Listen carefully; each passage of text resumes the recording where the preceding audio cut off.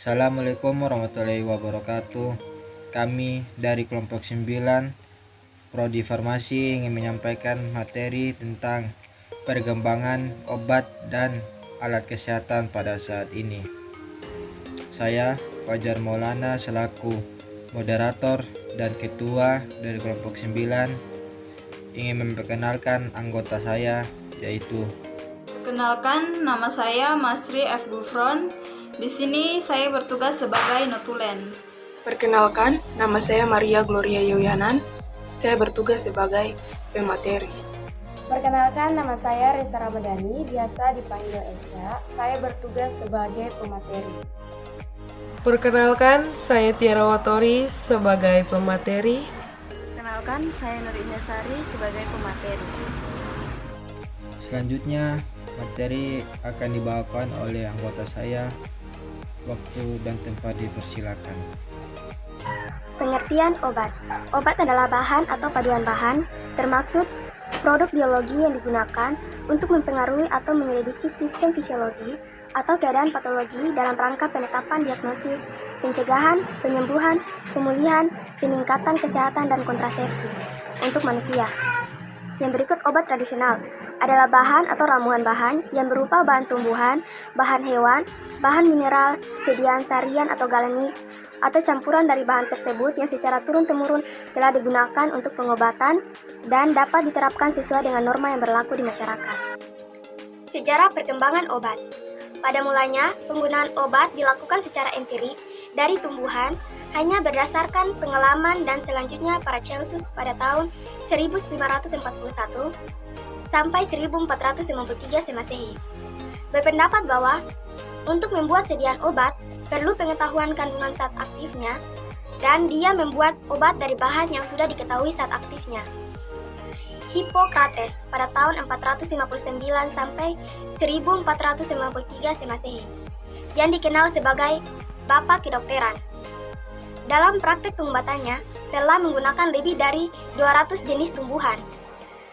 Yang berikut Claudius Galen pada tahun 200 sampai 129 Semasehi menghubungkan penyembuhan penyakit dengan teori kerja obat yang merupakan bidang ilmu farmakologi.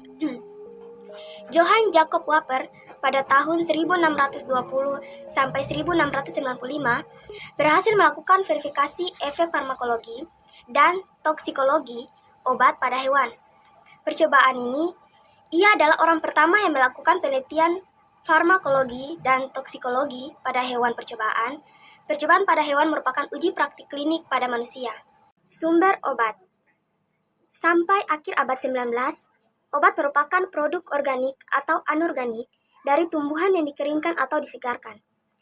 Bahan hewan atau mineral yang aktif dalam penyembuhan penyakit, tetapi dapat juga menimbulkan efek toksis bila dosisnya terlalu tinggi. Atau pada kondisi tertentu, penderita untuk menjamin tersedianya obat agar tidak tergantung pada musim, maka tumbuhan obat diawetkan dengan pengeringan. Contoh tumbuhan yang dikeringkan pada saat itu adalah Geta pover somniferum atau opium mentah yang sering dikaitkan dengan obat penyebab ketergantungan dan ketagihan. Dengan mengekstrasi geta tanaman tersebut, dihasilkan berbagai senyawa yaitu morfin, kodein, narkotin atau noskapin, papaverin dan lain-lain, yang ternyata memiliki efek yang berbeda satu sama lain. Walaupun dari sumber yang sama, dosis tumbuhan kering dalam pengobatan ternyata sangat bervariasi tergantung pada tempat asal tumbuhan, waktu panen, kondisi lama penyimpanan. Maka untuk menghindari variasi dosis, F.W. Surtener pada tahun 1783 sampai 1841, pada tahun 1804 mempelopori isolasi zat aktif dan memurnikannya dan secara terpisah dilakukan sintesis secara kimia. Sejak saat itu, berkembang obat sintetik untuk berbagai jenis penyakit. D. Pengembangan obat baru.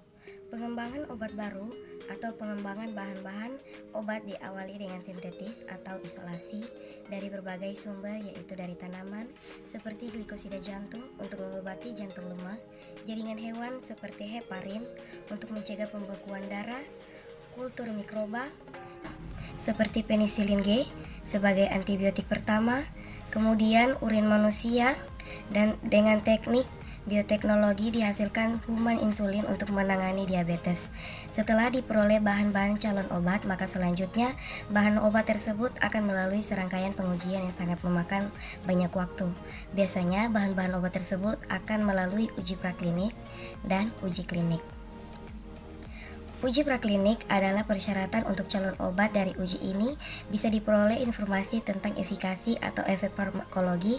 Pada uji ini akan dilakukan pengujian ikatan obat pada reseptor organ terisolasi. Selanjutnya akan diujikan secara langsung pada hewan utuh seperti mencit, tikus, kelinci, dan hewan-hewan lainnya yang biasa dipakai dalam pengujian. Uji klinik. Uji klinik ini akan dilakukan saat calon obat dinyatakan mempunyai kemanfaatan dan aman pada hewan, maka percobaan selanjutnya akan dilakukan pada manusia. Dan uji ini juga terbagi menjadi 4 fase. Fase yang pertama, calon obat akan diujikan pada sukarelawan yang sehat untuk melihat reaksi obat yang sebelumnya sudah dicoba pada hewan akan terlihat di manusia atau tidak. Fase yang kedua, obat akan diuji pada pasien tertentu yang diamati efikasi pada penyakit yang diobati. Fase ketiga, ini akan melibatkan kelompok besar pasien. Di sini obat baru dibandingkan efek dan keamanannya. Dan fase yang terakhir, fase keempat, fase ini setelah obat dipasarkan masih tetap diamati pada pasien dengan berbagai kondisi, berbagai usia dan ras untuk mengamati nilai terapeutika dalam penggunaan obat. Oke, saya akan melanjutkan materi selanjutnya. Alat kesehatan. 1. Pengertian kesehatan. Peralatan kesehatan merupakan salah satu faktor penunjang yang sangat penting dalam penyelenggaraan pelayanan kesehatan, baik di rumah sakit maupun di sarana pelayanan kesehatan lainnya. Oleh karena itu, kondisi maupun fungsi peralatan kesehatan harus baik dan dapat mendukung pelayanan kesehatan tersebut. Untuk mencapai kondisi ini, perlu adanya pengelola peralatan dengan baik dan terpadu sejak perencanaan, pengadaan, dan pendayagunaan. Dengan demikian, peralatan kesehatan dan fasilitas pendukungnya akan berdaya guna secara optimal dalam penyelenggaraan pelayanan kesehatan. 2. Pengepasan atau penyimpanan peralatan medis. Alat kesehatan meliputi barang, instrumen, atau alat lain yang termasuk tiap komponen, bagian atau perlengkapannya yang diproduksi, dijual, atau dimaksudkan untuk dipergunakan dalam perbaikan, diagnosa, pengobatan, penyembuhan, dan lain-lain. Setelah semua alat kesehatan dipergunakan untuk pelayanan medis kepada pasien, sebaiknya alat kesehatan tersebut disimpan secara baik. Selesai dioperasikan, setiap aksesoris alat harus dilepaskan. Kemudian, alat dan aksesoris tersebut harus dibersihkan. Peralatan yang bersifat mobile sebaiknya harus diletakkan di ruangan yang terhindar dari jalan keluar masuknya personil. Sedangkan peralatan yang bersifat portable sebaiknya diletakkan di dalam lemari atau rak. Oke, kita lanjut yang ketiga. Yang ketiga yaitu dekontaminasi. Dekontaminasi adalah langkah pertama dalam menangani peralatan, perlengkapan, sarung tangan, dan benda-benda lainnya yang terkontaminasi.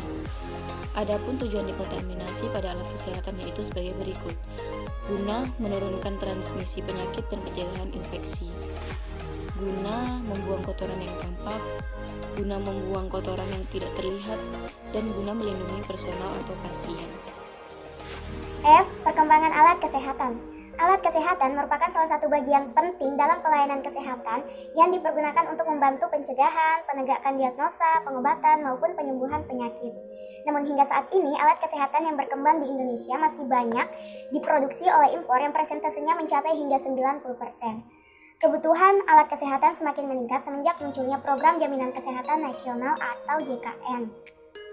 Perkembangan industri alat kesehatan dalam negeri pada tahun 2018 mengalami peningkatan sebesar 25,3%, yakni 27 industri. Namun hingga saat ini sudah ada 242 industri yang diproduksi sebanyak 294 jenis. Terima kasih kepada teman-teman yang telah menyampaikan materi. Kesimpulannya yaitu obat adalah bahan atau panduan bahan, termasuk produk biologi yang digunakan untuk mempengaruhi atau mempenyelidiki sistem fisiologi atau keadaan patologi.